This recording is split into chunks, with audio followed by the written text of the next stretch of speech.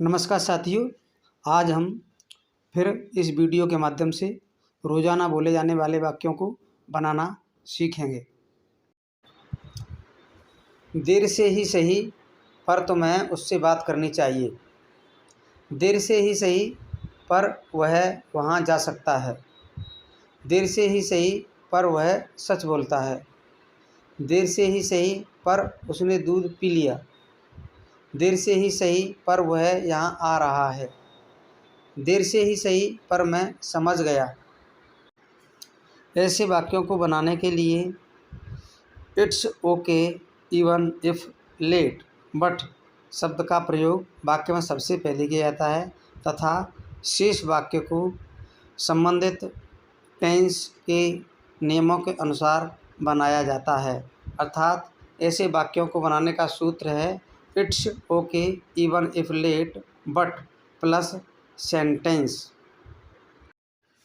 आइए फॉर्मूला के द्वारा हम ऐसे वाक्यों को बनाना सीखते हैं, जिससे इस प्रकार के वाक्यों को सीखने में आसानी होगी और हम इस कंसेप्ट को बड़ी ही आसानी के साथ सीख सकेंगे।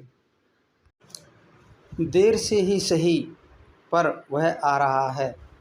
वाक्य को बनाने के लिए सबसे पहले हम it's okay even if late but का प्रयोग करेंगे, क्योंकि शेष सेंटेंस प्रेजेंट कंटिन्यूस टेंस का है। इसीलिए हम प्रेजेंट कंटिन्यूस टेंस के नियमों का अनुसरण करते हुए शेष सेंटेंस को बनाएंगे और इस प्रकार से वाक्य पूर्ण रूप से बनेगा it's okay even if late but he is coming here. इस वाक्य को बनाने के लिए सबसे पहले it's okay even if late but शब्द का प्रयोग करेंगे तथा उसके बाद शेष सेंटेंस को हम कैन के द्वारा बनाएंगे, क्योंकि कैन एक मॉडल है और कैन के द्वारा किसी भी व्यक्ति की क्षमता, योग्यता तथा परमिशन लेने के भाव को दर्शाया जाता है।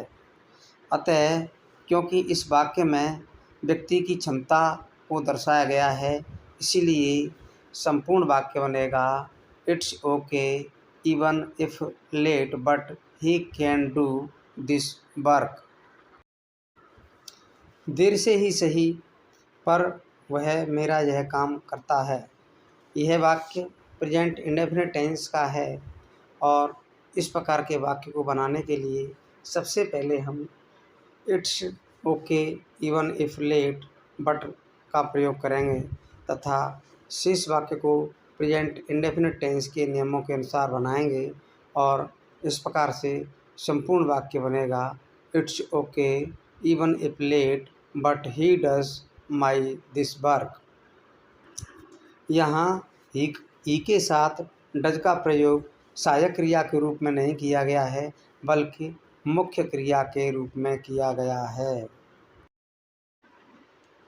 देर से ही सही पर उसे स्कूल जाना चाहिए का अंग्रेजी वाक्य बनाने के लिए सबसे पहले हमें it's okay even if late but का प्रयोग करना होगा तथा उसके बाद में हमें शुड का प्रयोग करना होगा, क्योंकि शुड का ही अर्थ होता है चाहिए।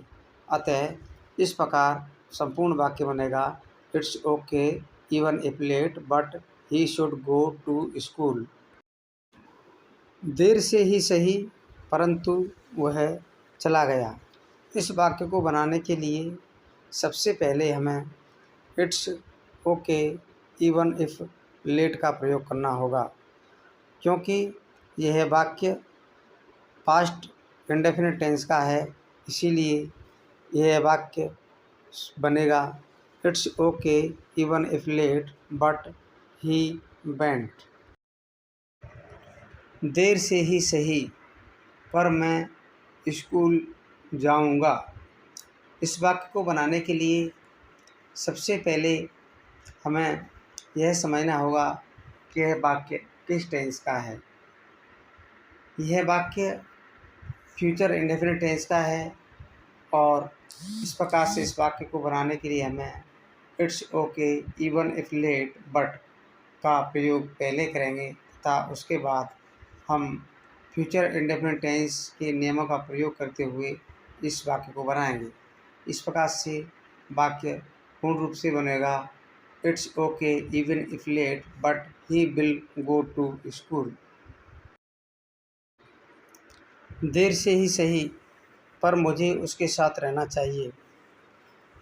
इस वाक्य को बनाने के लिए सबसे पहले हमें it's okay even if late but का प्रयोग करना होगा तथा इसके बाद में हमें आई के साथ शुड का प्रयोग करना होगा, क्योंकि शुड का ही अर्थ होता है चाहिए। अतः पूर्ण रूप से वाक्य बनेगा it's okay even if late but I should live with him.